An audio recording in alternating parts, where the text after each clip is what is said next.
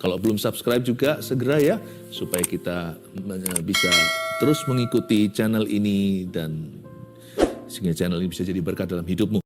Ketika kami masuk hadirat-Mu, ajari hati kami itu tidak tanggung.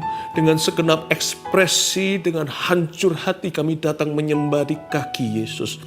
Andai hamba-Mu punya rambut panjang seperti wanita yang menyeka kakimu dengan helaian rambutnya, hamba akan lakukan yang sama. Tuhan Yesus, Kau layak terima pujian, Kau terima segala penyembahan. Tuhan, hanya Engkau yang layak. Tabunglah air mata umat-Mu dalam kirbat-Mu. Dan setiap sukacita di hati, Tuhan biarkan memberi kemuliaan hanya bagi Tuhan. Terima kasih Tuhan, sampaikan sabda-Mu. Kami mau duduk seperti wanita itu. Duduk diam di kaki Yesus. Ajari kami untuk berdoa. Permintaan yang sama seperti murid-murid 2000 tahun lalu. Teach us to pray. Ajari kami untuk sembahyang kepada Tuhan, Allah yang hidup. Sampaikan firman-Mu. Perdalam iman umat-Mu. Dalam nama Yesus. Amin. Puji Tuhan. Oh, saya selalu hati ini merasa 1001 warna kalau dalam hadirat Allah. Anda rasakan hadirat Tuhan juga? Saya senang sekali masuk ke dalam hadiratnya bersama dengan Anda ya. Setelah sekian lama dari bulan apa? Kita mengadakan saat teduh dari bulan Maret ya. Dari bulan Maret hingga sekarang ini, take ini bulan Agustus sudah. Sekalipun belum pernah lihat Anda semua, tapi hati sudah kerasa jatuh cinta. Setelah melayani Anda sekian lama, kasih Yesus semakin bertambah dalam hati kami untuk Anda. Izinkan sebelum saya sampaikan firman, to tell you that we love you, though we do not see you. Sekalipun kami tidak melihat Anda tatap muka, saya tidak kenal satu persatu, Yesus yang tahu, tapi kami mengasihi Anda dengan segenap hati. Ya, saya hari ini sampaikan satu ayat saja. Jadi singkat padat. Hari Sabtu nanti, pada waktu kita ngadakan saat teduh berikutnya, saya akan sampaikan lebih banyak. Pengajaran hari Sabtu saya dedikasikan untuk family. Saya kasih judul, Bahagia Keluarga Kristen. Di sana saya akan bahas 2 racun yang harus kita hindari di dalam family dan 3 sempurna yang membuat keluarga indah. Nantikanlah. Oke? Tapi sekarang ini saya harus ajari Anda untuk berdoa. Makanya saya kasih judul, komitmen berdoa. Berdoa itu harus komitmen. Gak boleh asal-asalan, gak boleh tanggung, gak boleh setengah jalan. Tapi juga jangan bolong-bolong. Saat teduh Rabu Sabtu ini saya dorong Anda juga ikuti. Nggak harus sih, ini bukan kewajiban. Lebih penting saat teduh pribadi Anda. Cuman ini jadi charge-nya, Anda di recharge. Nah, ambil catatan Kolose pasal yang pertama, ayat 23, satu ayat saja. Kasih judul komitmen berdoa. Kita akan belajar firman ini. Saya dalami satu ayat ini, saya kupas habis-habisan. Ya. Kolose 1 ayat 23 kita baca bersama ya, Anda baca di sana. 1, 2, 3. Sebab itu kamu harus bertekun dalam iman, tetap teguh dan tidak tergoncang, dan jangan mau digeser dari pengharapan Injil yang telah kamu dengar, dan yang telah dikabarkan di seluruh alam di bawah langit, dan yang aku ini Paulus telah menjadi pelayannya. Baca sekali lagi 2, 3. Sebab itu kamu harus bertekun dalam iman, tetap teguh dan tidak bergoncang, dan jangan mau digeser dari pengharapan Injil yang telah kamu dengar dan yang telah dikabarkan di seluruh alam di bawah langit. Dan yang aku ini, Paulus, telah menjadi pelayannya. Paulus menulis sebuah surat kepada jemaat di Kolose. Di dalamnya terkandung pengajaran bagaimana berdoa. Ya, bagaimana beriman juga. Nah, saya ajarkan sekarang gimana sih komitmen doa itu. Yang pertama, ditulis di sini, sebab itu kamu harus bertekun dalam iman. Bertekun, katakan bertekun dalam iman. Bertekun dalam iman itu dia. Iman harus tekun. Iman itu bukan sekedar percaya. Sebab ada berkat tertentu dan jawaban doa yang harus dengan sendok kesabaran untuk mencedoknya. Jangan salah ya, kalau makanan kuah jangan pakai sumpit, nggak dapat apa-apa. Ya kan? Karena itu kalau kita taruh kalau makanan kalau kita mau ngambil sup juga jangan pakai sendok teh, lama. Harus pakai sendoknya sup. Untuk diambil sekaligus supaya berapa kali udah penuh piring itu. Nah, jangan salah. Ada berkat tertentu yang hanya tangan sabar bisa menggapainya. Karena itu Paulus ajarkan kalau mau berdoa dan beriman, komitmen berdoa itu bunyinya begini, nomor 1, pray, when you pray until something happens. Ya, poin pertama dalam bahasa Indonesianya, berdoalah hingga sesuatu terjadi. Karena Paulus berkata, kamu harus bertekun dalam iman. Ada sebagian jawaban doa itu sifatnya mujizat. Tapi ada pula jawaban doa itu yang sifatnya progresif, tidak instan. Sifatnya sedikit demi sedikit, tiap hari, tiap sifat, Yesus mengubahku. Kadang-kadang Tuhan mencicil jawaban itu bukan karena Tuhan tidak mampu, tapi karena Tuhan sesuaikan dengan kemampuan kita, dan juga Tuhan yang paling tahu apa yang kita butuhkan. Tuhan yang paling mengerti suatu berkat kalau diberikan terlalu dini bisa merusak kita secara rohani. Kadang-kadang Tuhan memang izinkan doa itu perlahan-lahan baru nampak dijawab. Karena itu Paulus ajarkan, kamu harus bertekun dalam iman. Artinya jangan mudah menyerah. Waktu Anda berdoa, berdoalah hingga sesuatu terjadi. Jangan gampang give up dan lemparkan handuk putih. Dikit-dikit langsung berkata, ya sudahlah, aku sudah pernah doa, nggak pernah dijawab. Berapa kali berdoa? Ya sekali, ketuk pintu aja nggak bisa sekali. Mana ada orang ketuk pintu tuh knock, kan tok tok tok. Nggak ada ya tok tok tok lagi, tok tok tok lagi, tok tok tok tok tok tok tok. Telepon mana ada yang berdering? Coba telepon kawannya, kring langsung ditutup, nggak ngangkat, nggak niat. Itu bukan nggak ngangkat, yang nelpon nggak niat. Doa harus niat. Telepon kan berkali-kali, kring, kring, kring. Hingga yang terima nanti ada answering machine. Atau bisa leave a message, bisa tinggalkan pesan. Itu pun kita penasaran kan, telepon lagi kedua kali, telepon ketiga kali. Apalagi kalau kita ada perlunya, kalau kita ada kepentingan. Ya, jadi kita akan terus kejar. Doa itu harus begitu. Komitmen doa terletak pada kesungguhan. Doa harus bertubi-tubi, bukan karena Tuhan tuli.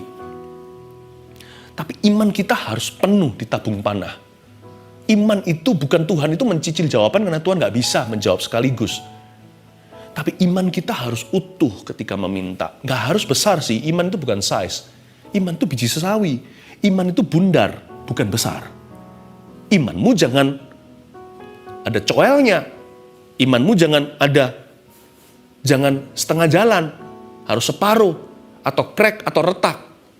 Iman kita, meskipun kecil sebesar biji sesawi, biji sesawi itu tahu nggak seperti apa size-nya? Lebih kecil dari jagung, jauh lebih kecil dari nasi. Kalau dia sendiri secara individu, satu butir, Anda nggak akan kelihatan. Karena dia hanya sebesar debu. Saya pergi ke Israel, saya ambil biji sesawi. Oh ini, lihat lagi, itu satu gerombolan sesawi baru kelihatan nampak. Oh ternyata kalau dipisah satu, nggak ada toko yang mau jual satu biji doang. Nggak kelihatan, customer nggak puas. Karena itu ditaruh di satu kantong sekaligus. Tapi masing-masing biji sesawi itu bundar-bundar. Imanmu harus utuh. Karena setelah doa dijawab, kalau Anda tidak memulainya dengan ketekunan meminta, nanti setelah dijawab, Anda tidak menghargai. Atau setelah dijawab nanti, sifat kita nggak berubah. Kita dapat mujizat, tapi nggak berubah sifat. Nanti kalau iblis datang untuk menantang kita lagi, kita mudah kecewa dengan Tuhan. Yang Tuhan kehendaki bukan hanya jawaban doa, tapi supaya iman anaknya disempurnakan. Iya kan? Hari-hari ini kita minum obat kalau kita sakit. Tapi yang penting juga lifestyle, bukan? Yang penting juga daya tahan tubuh atau imun sistem kita. Jadi jangan hanya kita masuk terus pil-pil nggak keruan. Banyak orang hanya mau terima jawaban doa, tapi nggak mau diubah sifatnya. Iman itu dua sisi. Iman itu pedang bermata dua. Satu, jalan ke kasih karunia, Roma 5. Membuat jawaban itu tiba, mujizat juga. Tapi iman juga menggarap hati kita dalam kelemahannya. Membuat kita tadi yang lemah, tak berdaya, menjadi kuat. Karena itu iman disebut pedang, karena yang memegang adalah prajurit dan tentara. Saya mau ajak Anda untuk tambahkan ini. Karena ada berkat yang lahir dari ketekunan. Di bulan Agustus ini, sekarang kita masih di bulan ini. Di bulan bonus dari Tuhan Yesus inilah gitu kira-kira saya namakan bulan di mana kita berada. Dibutuhkan ketekunan. Ada berkat tertentu yang Tuhan berikan kepada tangan yang tidak menyerah. Kepada tangan yang tekun dan rajin. Ada berkat tersendiri dari sorga. Ya, yang pertama tadi saya ulang lagi. Karena Alkitab mengatakan di sini sebab itu kamu harus bertekun dalam iman, berarti kalau Anda berdoa, komitmenlah, berdoalah hingga sesuatu terjadi. Kemudian selanjutnya, tetap teguh dan tidak bergoncang. Jadi bukan hanya kamu harus bertekun dalam iman, tapi juga harus tetap teguh dan tidak bergoncang. Kalau tidak bergoncang berarti ada goncangan. Kalau tidak bergoncang berarti dia sedang digoyang imannya. Ya kan? Itu dia. Yang kedua, tulis dulu di catatan Anda. Berdoalah sekalipun tidak terjadi apa-apa. Atau belum terjadi sesuatu. Pray even though nothing yet happens. Makanya Paulus kasih nasihat di sini. Kalau mau komitmen, komitmen all the way. Ya kan? Komitmen all the way. Tetap teguh. Jangan KO. Jangan WO. WO itu belum perang udah nyerah. KO itu 2 ronde udah rebah. Terus lanjut. Seperti dulu saya nonton satu film itu Rocky atau apa, petinju. Pukul jatuh, berdiri lagi sampai ronde terakhir. Akhirnya musuhnya yang capek pukulin dia. Tetap teguh itu artinya pukuli bertubi-tubi, bangun lagi, bangun lagi, bangun lagi. Pokoknya even though nothing yet happens, I'm not winning yet, aku belum menang, tidak ada sesuatu yang terjadi, belum terjadi sesuatu, nggak nampak titik terang. Aku akan berdoa dan berdoa terus, berdoalah, berdoa melulu. Itu dia. Kenapa Tuhan suruh kita tidak boleh, kalau sesuatu belum terjadi kita nggak boleh kecewa. Yang paling umum apa ya? Dosa yang paling umum itu bukan mencuri, membunuh, bahkan bukan berzina. Lebih banyak orang yang merasa kecewa sama Tuhan. Kok enggak jawab doanya? 1, sana punya hak apa untuk kecewa sama Tuhan? Saya juga nggak punya hak kecewa untuk Tuhan. Tuhan hutang apa emangnya? Ya kan? Kenapa Tuhan nggak gini? Kadang-kadang kita buat salah. Lalu setelah itu kita minta tolong sama Tuhan. Lalu kita salahkan Tuhan sekalian. Wah, betul-betul dia adalah anak domba Allah. Anak domba dijadikan kambing hitam. Emangnya Tuhan suruh kita berhutang? Emangnya Tuhan suruh kita serakah dulu investasi sembarangan? Lalu sekarang kita jatuh, kita kecewa sama Tuhan. Bukannya Tuhan yang sudah memberitahu. Kita jangan berambisi untuk cepat-cepat, lekas-lekas, instan jadi kaya. Tapi tangan yang mengumpulkan perlahan-lahan, kata Amsal. Alkitab mengajarkan jangan sampai kita jatuh dalam pencobaan. Lalu setelah orang itu jatuh, orang itu kecewa sama Tuhan. Bukannya harusnya Tuhan sebaliknya harus kecewa sama dia. Dia melanggar firman Tuhan. Firman jelas-jelas bilang, ada satu orang berzina, lalu setelah berzina sekarang gak karuan, hancur rumah tangganya. Dia kecewa sama Tuhan. Haknya apa? Bukankah Tuhan berkata di dalam 10 perintah Allah, jangan berzina. Dia melanggar Tuhan, harusnya Tuhan yang kecewa dong. Tuhan aja gak kecewa, Tuhan rela mengampuni, mau bantu. Kita hak apa kecewa sama yang Maha Kuasa?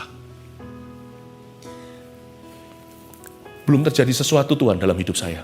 Aku doa gak didengar. Aku sembahyang ketok pintu gak ada yang buka. Nothing is happening. Tidak terjadi apa-apa. Belum terjadi sesuatu.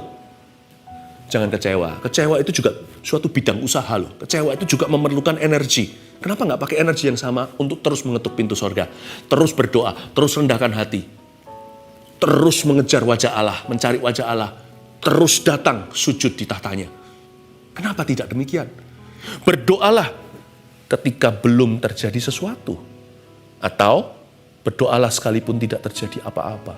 Jangan-jangan gunung itu Anda sudah sampai kepada jawaban doa itu sudah dekat. Tinggal beberapa langkah lagi. Nah gini loh, kalau kita itu berjalan dari jauh kelihatan gunung, kita masih setir di highway atau di jalan tol. Wah itu gunung, nanti kita mau mendaki itu. Kelihatan.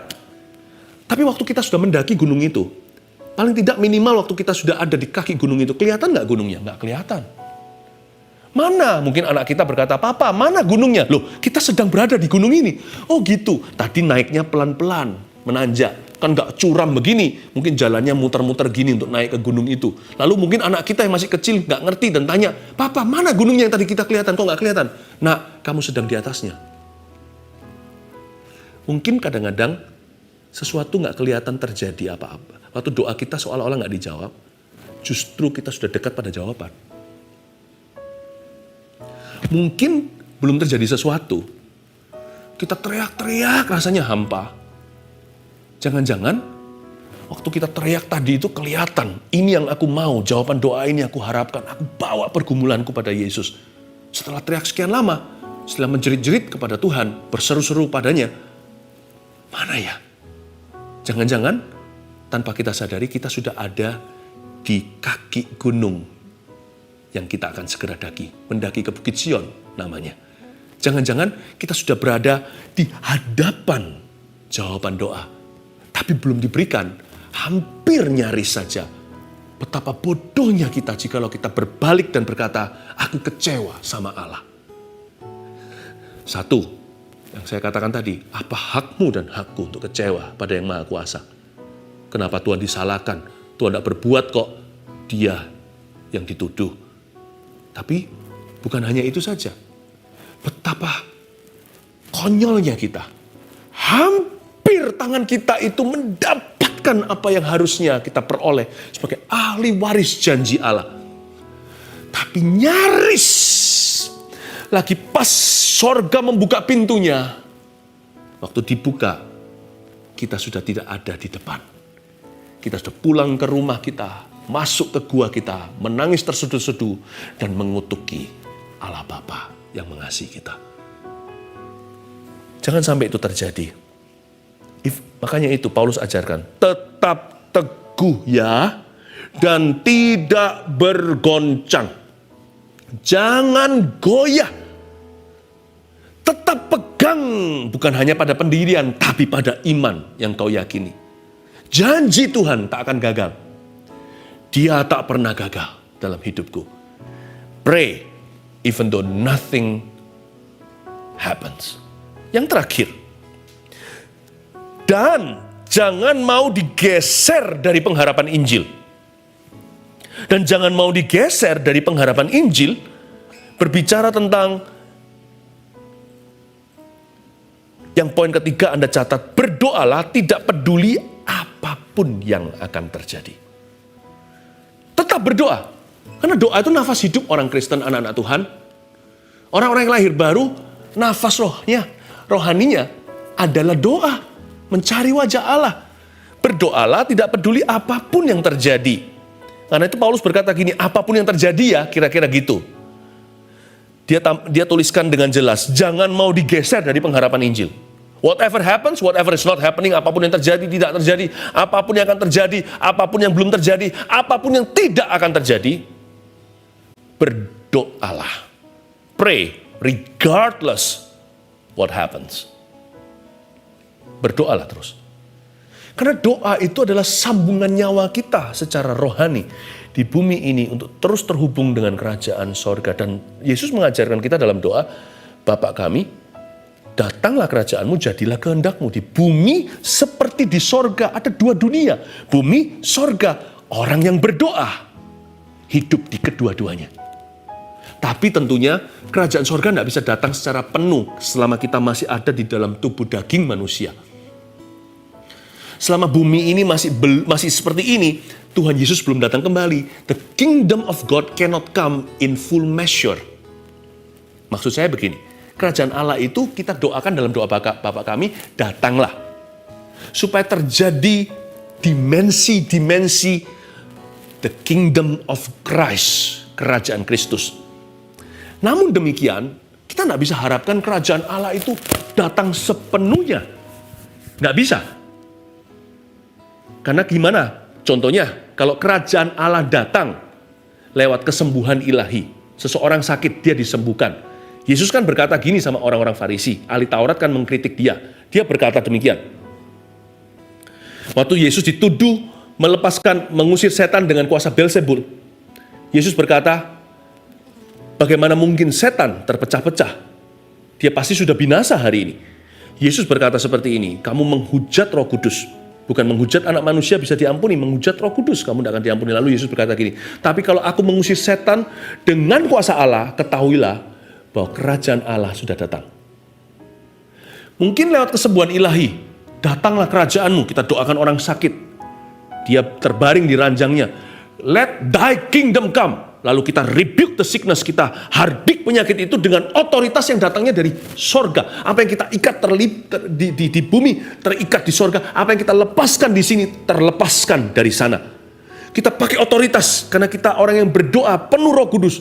Tinggal di dalam 2 dimensi, badan di sini. Tapi kita adalah warga negara sana.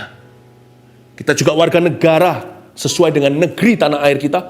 Tapi roh kita belongs to God. Roh kita adalah dari kerajaan Allah. Nah, karena kita dilahirkan baru dari Kristus. Ya, dan waktu kita tengking di dalam nama Yesus, penyakit itu takut sama kita. Iblis pun patuh pada perintah kita. Itu bukan karena darah daging kita, tubuh kita. Itu karena roh kita diurapi oleh Kristus. Di dalamnya tinggal Roh Kudus dan firman Allah. Lalu katakan orang itu sembuh dari penyakitnya, dia mengalami mujizat. Apa yang terjadi setelah itu? Cepat lambat, suatu hari kelak, dia toh akan mati. Saya bisa sembuh hari ini, nanti saya akan meninggal dunia suatu hari. Saya juga, kalau Tuhan Yesus belum datang loh ya, kita nggak tahu waktu dan saatnya. Ya, kita pun akan meninggal dunia. Kita nggak bisa, kadang-kadang kita merasakan Tuhan, sebagian doa kenapa nggak dijawab sama Tuhan. Kenapa kita doakan semua orang sakit, nggak semua orang sembuh, saya nggak tahu. Tapi saya akan fokus pada kesembuhan. Karena orang sakit nggak perlu difokusi. Orang-orang itu mudah sakit. Tapi kalau kita berdoa untuk kesembuhan, kita berdoa sesuai dengan janji Allah. Nah, saya tahu waktu kita berdoa buat orang lain, ada doa-doa kita tertentu, kenapa tidak semua orang yang kita tumpangi tangan mengalami mujizat? Saya nggak tahu. Tapi Bapak Ibu Saudara dengarkan.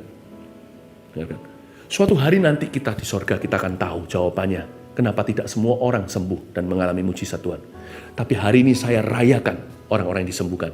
Dan saya akan terus ketuk pintu kerajaan sorga tanpa ragu, tanpa sungkan, tanpa bimbang, dan pantang menyerah selama masih ada satu orang lagi yang berharap pada Tuhan. Namun demikian suatu hari kita akan tahu. Kita tahu sendiri mengapa tidak semua orang mengalami mujizat di sini. Sebab, are you ready? Sebab ada sebagian doa dijawab di kehidupan yang kekal. Tidak di kehidupan yang sekarang ini. Sadarkah Anda? Dan ada jawaban doa yang tidak diberikan di dalam lifetime atau masa hidup Anda dan saya. Tapi Tuhan akan menjawab doa Anda di generasi berikutnya setelah Anda. Anak cucu, katakanlah, atau generasi berikutnya. Jadi Bapak Ibu Saudara jangan mudah kecewa sama Tuhan. Banyak doa, banyak berkat. Kurang doa, kurang berkat. Tidak berdoa, tidak ada berkat. Tapi jangan nilai semua berkat di masa hidupmu atau in the now, di masa kini. Ada berkat tertentu yang Tuhan reservasi untuk generasi penerus, untuk berikutnya, bahkan setelah kita mati atau meninggal dunia kalau Tuhan belum datang. Ada doa-doa tertentu, ada harapan kita yang akan terjawab nanti selama-lamanya. Saya layani satu orang, mungkin orang itu nggak ngalami mujizat, tapi waktu saya layani dia kenal Tuhan. Ya kan? Mungkin doa saya untuk kesembuhannya belum terjawab, tapi pelayanan saya, yaitu pelayanan Kristus melalui saya terhadap orang itu, akhirnya menuai buah. Orang itu suatu hari akan masuk dalam kekekalan karena ministry saudara dan saya. Makanya Yesus berkata, jangan kamu bersuka cita karena iblis patuh sama kamu, tapi karena namamu tertulis dalam kitab kehidupan. Sebab ada sukacita yang hanya diberikan di hidup yang kekal. Ada damai sejahtera yang direservasi untuk nanti. Dan hanya ada kasih yang disempurnakan ketika kita sudah bersama dengan Tuhan, Allah Bapa kita di sorga suatu hari. So, hanya karena kita belum mengalami jawaban 1-2, jangan putus asa. Pray nonetheless, tetaplah berdoa. Tidak peduli apapun yang terjadi atau yang tidak terjadi. Amin. Saya ulang lagi review 3 ini. Satu, komitmen berdoa gimana? Pray until something happens. Berdoalah hingga sesuatu terjadi. Dua, berdoalah sekalipun tidak terjadi apa-apa. Tiga, berdoa tidak peduli apapun yang terjadi. Amin. Mari kita sama-sama masuk ke hadirat Tuhan. Sekali lagi kita hidupku sekarang ke tempat kudus-Mu Tuhan, di mezbah-Mu ku serahkan seluruh hidupku. Penuhi hatiku sekarang Bapa, penuhi hatiku sekarang dengan urapan yang baru, agar aku lebih lagi mendengar suara-Mu. Mari kita buat komitmen menjadi pendoa-pendoa kerajaan Allah. Jadikan aku Tuhan rumah doa-Mu,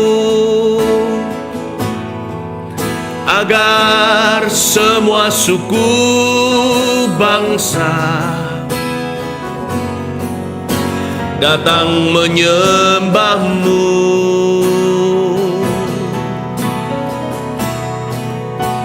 Jadikan aku Tuhan rumah doa-Mu, agar semua suku bangsa datang menyembah-Mu. Ku bawa hidupku sekarang Tuhan. Mari bawa hati kita komitmen pada Tuhan.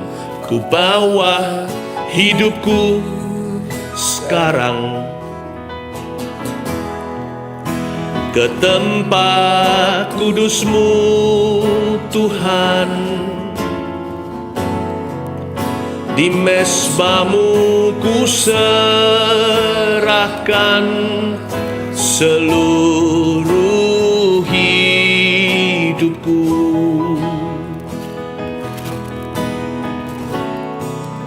Penuhi hatiku sekarang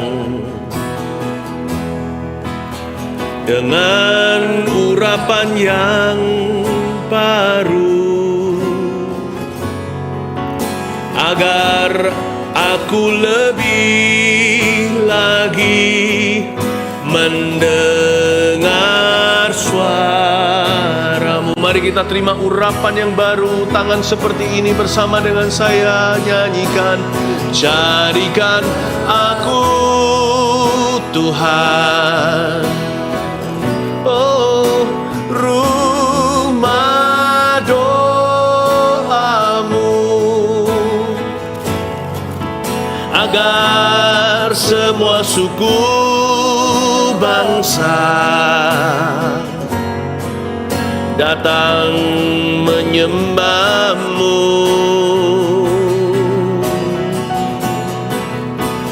Jadikan aku Tuhan rumah doa-Mu, agar semua suku bangsa datang menyembah. Saya tergerak untuk melakukan sesuatu. Kita nyanyikan dengan lembut lagu ini. Anda tidak usah ikut nyanyi. Masing-masing saya lepaskan sendiri-sendiri, namun kita bersatu dalam hadirat Allah. Roh Kudus yang bimbing. My senior partner, mitra senior. Kami hanya junior. Dia akan membimbingmu di situ. Masing-masing berdoa. Ketika Anda nanti, sebelum Anda berdoa, untuk keperluan dan kebutuhan dan pergumulan Anda, Ingat ini aja. Apakah pergumulan Anda itu ada janji Tuhan mengatakannya? Apakah di dalam firman tertera janji Allah untuk pergumulan Anda itu? Ingat itu, berdoa selaras. Apakah ada damai sejahtera waktu Anda meminta sesuatu pada Roh Kudus, dalam nama Yesus? Berdoalah sesuai dengan tuntunan damai di hatimu.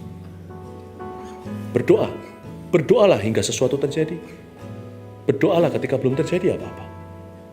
Dan tetap berdoa apapun yang terjadi. Kalau kita komitmennya komitmen hidup, komitmen mati untuk berdoa dan terus komunikasi dengan Tuhan. Wow. Itulah anak-anak Tuhan. Itulah anak-anak kerajaan. Saya ajak Anda berdoa, keluarga dengan keluarga juga boleh. Ya. Kita akan nyanyi dengan lembut dari sini, saya tuntun. Lalu Anda keluarkan suara. Jangan malu, tidak perlu tata kata. Tidak perlu fasih lidah. Ngomong simple, tidak usah bertele-tele. Jangan kira dengan kita panjang-panjang doa Tuhan akan dengar. Jangan seperti orang Farisi. Cukup bilang begini, Tuhan Yesus, aku mengasihimu. Tuhan, aku ada kebutuhan. Bilang sama Tuhan. Lalu terakhir jangan lupa dikasih perangko yang tepat. Supaya berakhir di meja yang maha kuasa. Hanya satu jalan. Katakan, dalam nama Yesus aku berdoa. Saya kasih waktu. Berapa menit ke depan, saya akan pandu. Oke? Masing-masing berdoa. Jangan bergantung dengan layar sekarang. Saya hanya bawa suasana. Anda sembahyang doa sendiri-sendiri. Semua harus bisa berdoa. Kalau Yesus yang akan tolong Anda. Mari. Say something. Semua sendiri-sendiri. Jangan fokus ke kanan kiri. Masing-masing berdoa.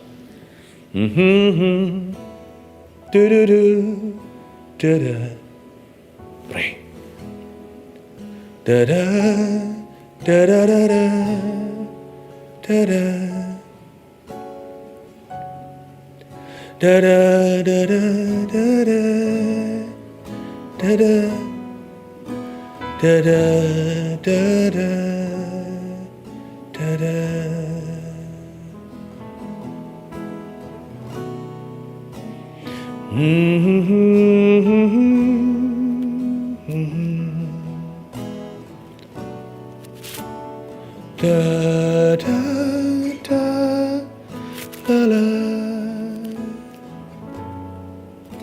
La la la la la la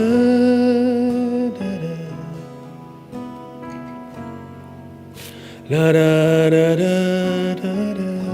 Take your time. Pakai waktu yang ada. Masing-masing gunakan imanmu. Da da da da da da da. Latih imanmu. Da da da la la. La la na na na na la la na na na na na. Satu kali chorus lagi saya nyanyi background ini. Doa berhubungan sendiri dengan Tuhan. Na na na na na da da na na na na na. La la la la la la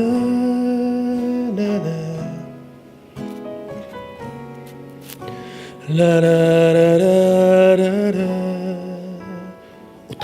Utarakan pada Yesus, Dia mendengarmu sekarang. Da da da da da da da.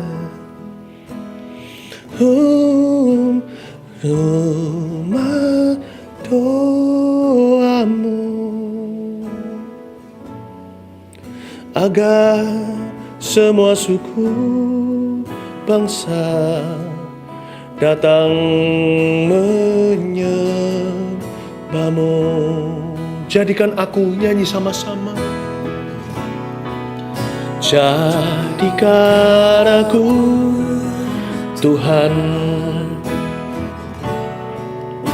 rumah doamu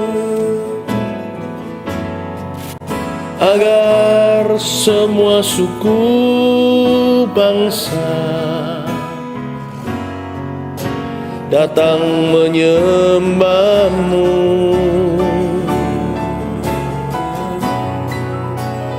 Jadikan aku Tuhan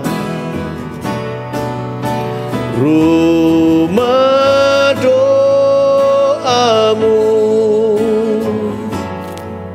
agar semua suku bangsa datang Saya yakin Tuhan akan menjawab doa setiap Anda, setiap kita. Namun sekarang ulurkan tangan, izinkan saya mengucapkan berkat atas setiap Anda. Roh Kudus suruh saya mengatakan kepada seseorang yang baru kena PHK, Anda lagi ragu, bimbang, Anda mau memulai satu bidang usaha sendiri, sebuah pekerjaan baru, Anda tidak kerja sama orang, Anda memulai sesuatu, Anda dapat sebuah ide untuk mengerjakan ini. Anda minta peneguhan, Tuhan apakah iya kehendak Tuhan? Ini peneguhannya, go. Roh Kudus merestui mengurapimu di dalam nama Yesus Kristus. Ada satu orang dengan dislocated shoulder, dengan pundaknya sebelah sini, di pundak sebelah sini, yang dislokasi, yang ada sesuatu keluar dari otot dan sendi. Anda tidak bisa lagi mengangkat tangan dan itu sangat sakit sekali. Anda menunda berobat karena tidak mau ke rumah sakit. Painkiller melulu. In Jesus name, apa yang keluar itu masuk kembali saat ini juga. Dan rasa sakit itu pun pergi di dalam nama Yesus Kristus. Seorang wanita yang tidak lama lalu melahirkan anak, Anda sekarang depresi, stres, namanya baby blue dan sebagainya. Saya tidak tahu tepatnya termnya apa, tapi Anda terus tertekan. Di dalam nama Yesus Kristus, saat ini Allah melawatmu. Anda sedang menangis, saya melihat seorang ibu muda yang sedang menangis dilawat sama Roh Kudus. Sehingga Anda sekarang menyanyi-nyanyi, mulut Anda penuh dengan bahasa lidah, penuh dengan Roh Kudus hingga melimpah ruah. Seperti bergetar seluruh tubuh Anda, suami Anda seperti sekarang membelai-belai Anda, menenangkan Anda. It's okay, saudaraku, istrimu sedang dilawat Roh Kudus. Terima kasih Yesus. Tetap diulurkan tangan sebagai titik pertemuan iman. Aku memberkatimu di dalam nama Bapa, di dalam nama Yesus, di dalam nama Allah Bapa, Putra, dan Allah Roh Kudus, yaitu di dalam nama Yesus. Diberkatilah pekerjaanmu, pekerjaan lama maupun yang sekarang dapat pekerjaan baru. Diberkatilah kandungan seseorang untuk memperoleh keturunan. Diberkatilah kesehatanmu, yang sakit akan sembuh. Di dalam nama Yesus aku imani, ku pertaruhkan seluruh iman biji sesawiku. Selama ada orang yang berharap sama Tuhan, aku akan pikirkan orang sembuh, bukannya tidak sembuh, tetapi yang mengalami mujizat. Itu yang aku imani. Terimalah keselamatan bagi orang yang ragu, bimbang, yang selama ini tidak pernah lahir baru. Sekarang bertemulah dengan Roh Kudus. Sekarang berjumpalah secara pribadi dalam hatimu dengan Kristus. Terima kasih Tuhan Yesus. Diberkatilah keluarga Anda, hubungan dalam rumah tangga, diberkatilah anak cucumu, diberkati keluar masukmu, setiap janjian, setiap urusanmu. Tuhan menyertaimu, Tuhan tidak meninggalkanmu sekali-kali. Dia tidak akan menolakmu. Terima kasih Tuhan Yesus. Engkau hari ini telah menunjukkan kebaikan-Mu, dan kami rasakan urapan-Mu di saat teduh ini. Sesuatu sedang terjadi, sesuatu sudah terjadi, sesuatu akan terjadi bagi orang-orang yang berdoa dan berseru kepada nama Tuhan. Di dalam nama Yesus Kristus. Amin.